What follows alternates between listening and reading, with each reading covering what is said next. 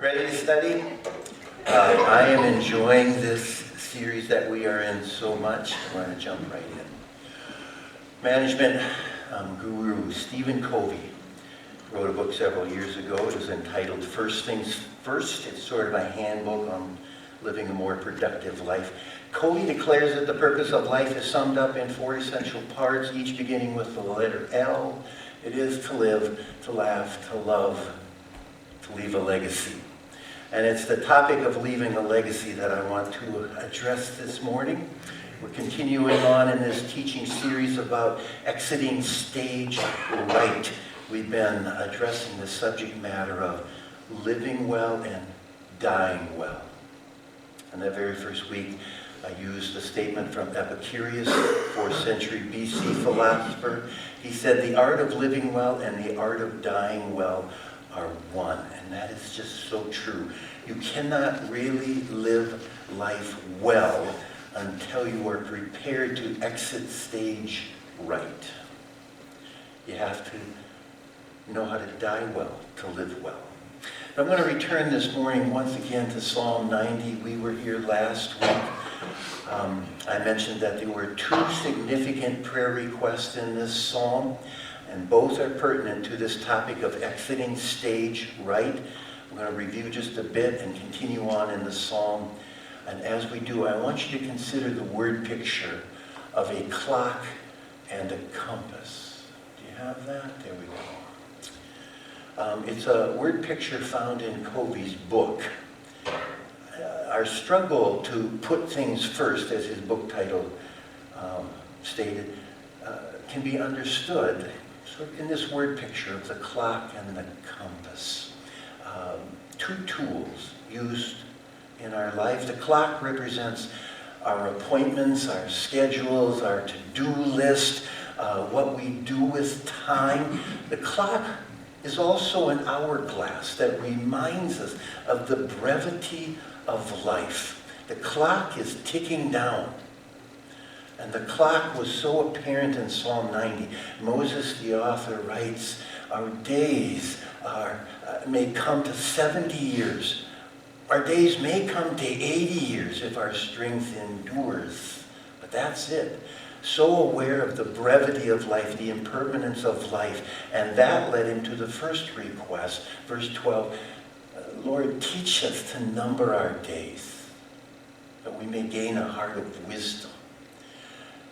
And that awareness, the brevity, the impermanence, the fleetingness of life, gaining a heart of wisdom around that leads to another request, verse 17, where we zero in this morning. And may the favor of the Lord our God rest on us. Establish the work of our hands for us. Yes, establish the work of our hands. The repetition of the request adds weight to it. Establish, give permanence to the work of our hands. Moses is pleading with God that his life work would count for something. I want to leave a lasting legacy. So there's the clock, there's the compass. The compass in the word picture, that's our vision, that's our mission, that's the life direction. And of course, all of that is crucial to leaving a lasting legacy. The reality is everybody leaves a legacy. Some people leave a positive, sort of transformative mark on history. Other people leave scars. Everyone leaves a legacy. And so the question is, what type of legacy do you want to leave? And is your life pointed in the right direction to leave that kind of legacy? James Cabell said this, while it is well enough to leave footprints on the sands of time, it is even more important to make sure they point in a commendable direction. As we age, sobering thoughts about life's brevity and death's certainty, that's verse 10 and 12, cause us to wonder, how will we be remembered? Will my life have some sort of lasting influence? That's verse 17. And it's the fleeting nature of life that brings clarity on how to live life. One aspect of gaining a heart of wisdom is recognizing the significance of leaving a lasting legacy. What will you be remembered for? So Ole, a very frugal Norwegian, he had instructed Lena that when he dies, that Lena, you shouldn't spend a lot of money on my funeral. There's no need, for example, he said, to put a picture in the paper and say lots of flowery things in my obituary. And so when Ole died, Lena called a newspaper to place an obituary notice. Just have it say, Ole died, she tells the editor. And well, the editor responds, Lena, there's a minimum charge, and you could certainly say more than just that. And Lena thought a moment, and then she said, well, then put this, Ole died, Ford pickup for sale. When they put a summary statement in the newspaper for you, what will it say? How will you be remembered? In order to live well, we need to consider this topic of leaving a legacy. So let's begin with the definition. We're not speaking of legacy in the legal sense of a bequest in a will. That's an inheritance. And gentleman Craig Lansborough noted, an inheritance is what you leave with people. A legacy is what you leave in them. That's a good distinction. You've seen the bumper sticker. We're spending our children's inheritance. Yeah, it's on the bumper of the sporty little convertible, and it's driven by a silver-haired retired couple. And the bumper sticker, of course, is meant to be humorous. And on one hand, my reaction is good for you. Enjoy life and the fruits of your hard labor. But on the other hand, you read the bumper sticker and you think, well, that might reflect this self-centered, materialistic life. And if that is what you passed on to your children, if those are the character traits they inherited from you, that is an awful tragic legacy to leave. So again, the word inheritance is the material possessions we leave our children, and the word legacy, well, that's the formative influence we have had in their lives. That distinction has been recognized for centuries. Next quote. This is from, maybe it's not up there, an ancient Greek statesman named Pericles. What you leave behind is not what is engraved in stone monuments, but what is woven into the lives of others.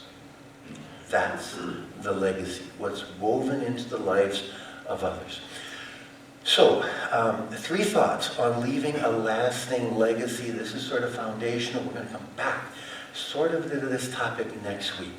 But 3 thoughts on leaving a lasting legacy. Number 1, we have to differentiate between success and significance. And there is a difference. That's a concept I learned years ago from Bob Buford's book. His book was entitled Halftime, and it's a book about navigating midlife crisis. And in that book, he very wisely spoke about the difference between success and significance. Lakers legend Kobe Bryant tragically died last Sunday night is a picture of success. Kobe's a powerhouse on the basketball court. 5 championships, 2 Olympic medals. We've heard this all week long. 18 all-star appearances. Now, there are Christian athletes who use their platform, their notoriety, to accomplish significant things in life. But if at the end of your life, all that you are remembered for is that you put a round ball through a metal hoop better than the rest of humanity, that is not significant. Yes, it's popular. Yes, it's being prominent, but it is not the same as significance. Too soon? Significance? A nurse who devotes her life to caring for patients. A teacher who invests their heart into their students. A mom who sacrifices her own needs to shape the lives of her children. A police officer who actually gives his life protecting and serving others. That's significance. That is a lasting legacy. People who pursue success focus on how they can add value to themselves. People who pursue significance focus on how they can add value to this world, to others.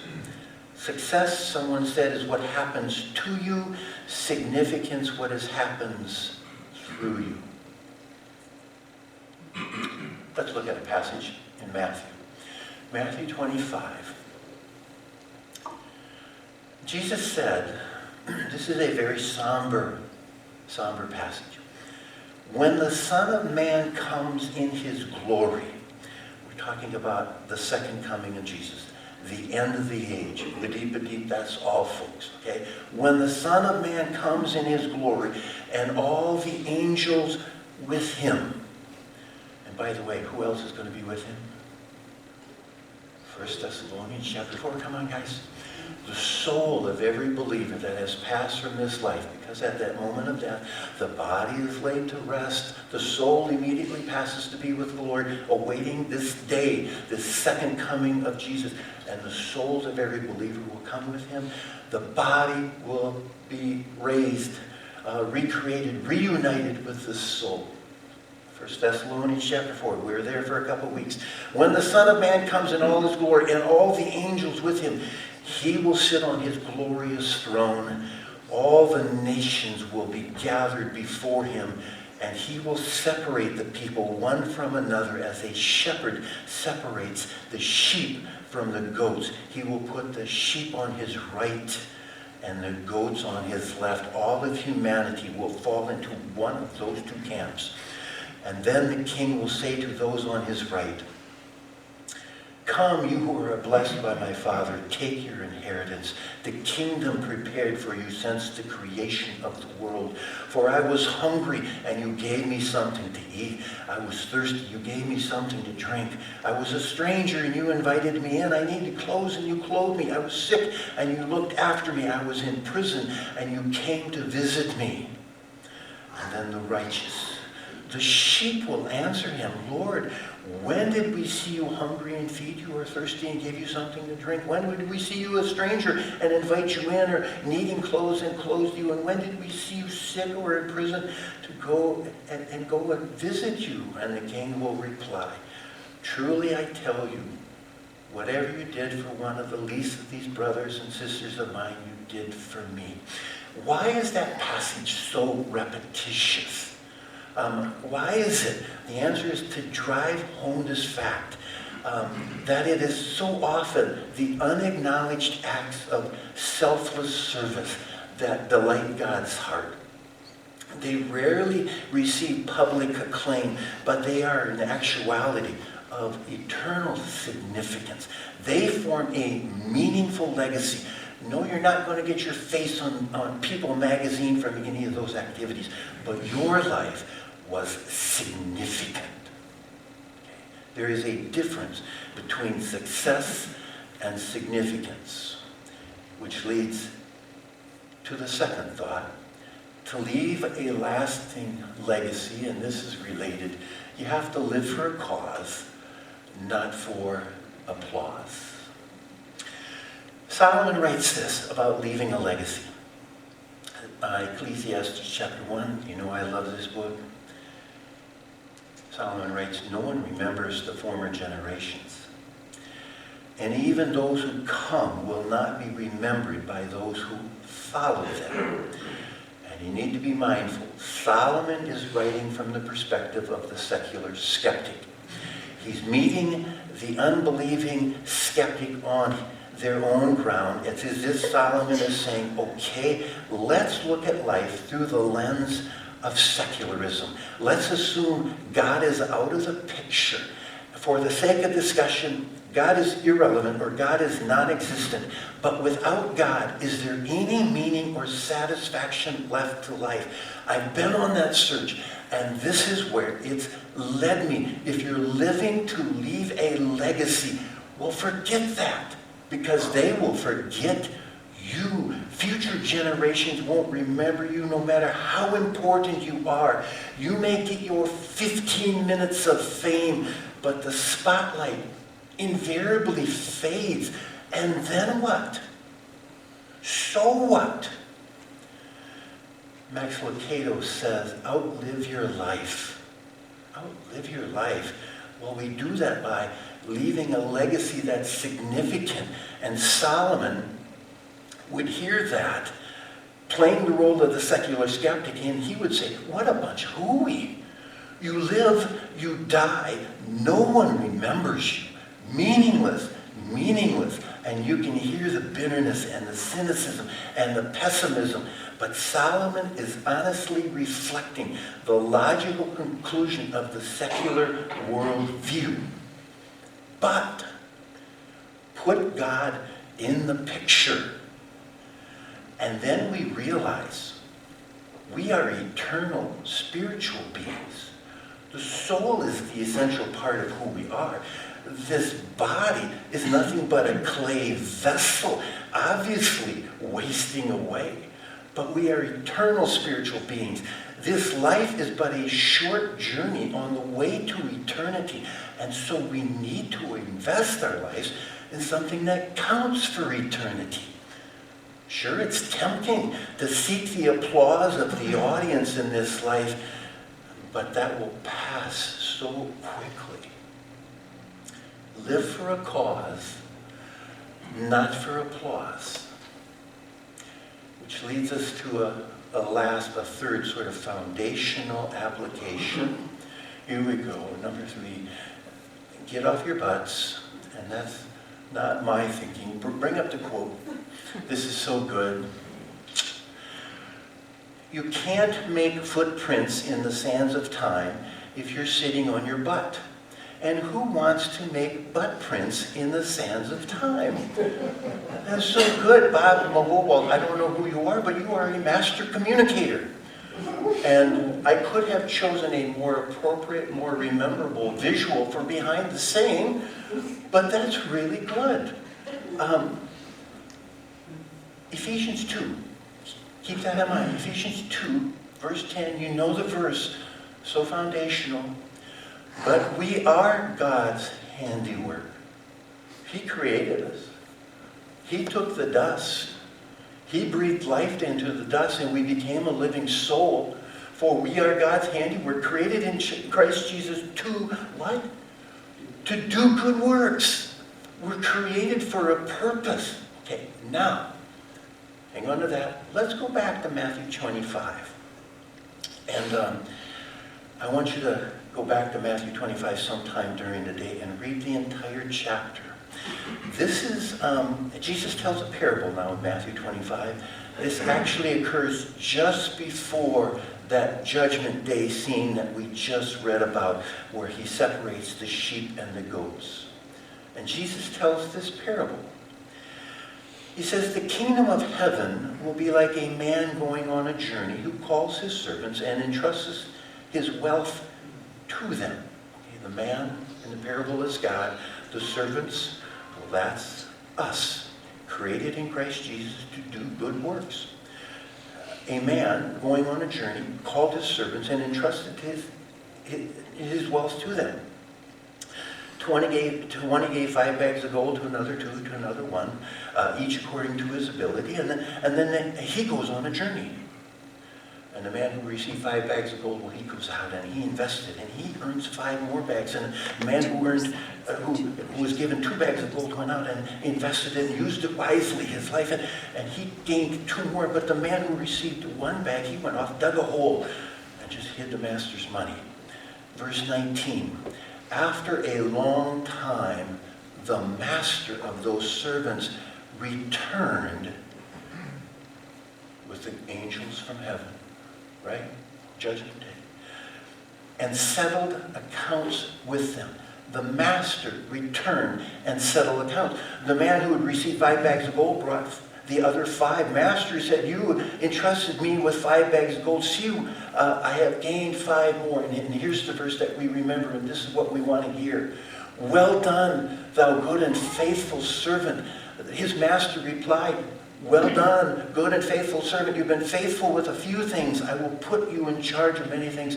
Come and share your master's happiness." And the parable goes on. The man who had been given 2 bags of gold, he hears the same thing. But the man who did nothing but leave footprints on the sands of time receives this harsh, severe rebuke. And again, I want you to go back and read Matthew 25 this afternoon. A clear takeaway is God wants us to use this life to leave a lasting imprint on this life. Invest your life in what is eternal, not what is temporal. Okay. Let's wrap this up. Quick summary. Okay. And again, I'm going to kind of come back and we're going to think more specifically about, well, how do we apply this next week? But Psalm 90, 2 requests. What are they? Teach me to number my days. Lord, teach me to number my days. And then the second request, Lord, establish the work of my hands. As I trod upon this sod, I pray that I might leave a legacy that affects eternity. This is all part of your homework now. I want you to really consider those 2 requests. I want you to go back and read Matthew 25 in light of those 2 requests. And then this little poem, I want you to actually Google this. I'll conclude with this morning. Composed by C.T. Studd, a missionary to China. And again, you are familiar with 2 lines out of this poem. Only one life will soon be past. Only what's done for Christ will last. In fact, what I'm going to read for you is still only a portion of the poem. So Google the poem and spend some time with this poem. 3 things to do. Here's the poem. 2 little lines I heard one day, traveling along life's busy way, bringing conviction to my heart and from my mind would not depart. Only one life, 'twill soon be past. Only what's done for Christ will last. Only one life, yes, only one. Soon will its fleeting hours be done. And then that day, my Lord to meet and stand before his judgment seat. Matthew 25. Only one life, 'twill soon be past. Only what's done for Christ will last. Only one life, yes, only one. Now let me say, thy will be done. And when at last I'll hear the call, I know I'll say 'twas worth it all. Only one life. 'Twill soon be past. Only what's done for Christ will last. C.T. Studd was a man who understood the difference between success and significance. His life turned out to be incredibly significant, but wasting away in China and India, and even at one time in his life, Africa, he wouldn't have been thought of as successful. He's clearly a person who understood he was created in Christ Jesus to do good works, to leave his footprints, his fingerprints upon this life, to leave a legacy. And knowing, Lord, as Psalm 90, verse 17 said, extend your favor to me. You establish the work of my hands. We do this in God's strength. And come back there next week. And let's pray together. It is a sobering sort of challenge to life. Because we all understand how fleeting life is. We may not want to really acknowledge that. We want to divert ourselves away from that. But this life is so fleeting. But you are a living soul. Your soul survives forever. So prepare for eternity. Only one life will soon be past. So, Father, we just echo again the prayer requests of the psalmist. Teach us to number our days that we might gain a heart of wisdom. And then, Father, may may you grant your favor to us and just establish the work of our hands. Work through us, that we can leave a lasting legacy that brings honor and glory to you, that advances your kingdom. It'll be our prayer. In Jesus' name. We'll talk a bit more about that next week. Let's stand. There's a wonderful closing song, very appropriate closing song, and again, right from Matthew 25.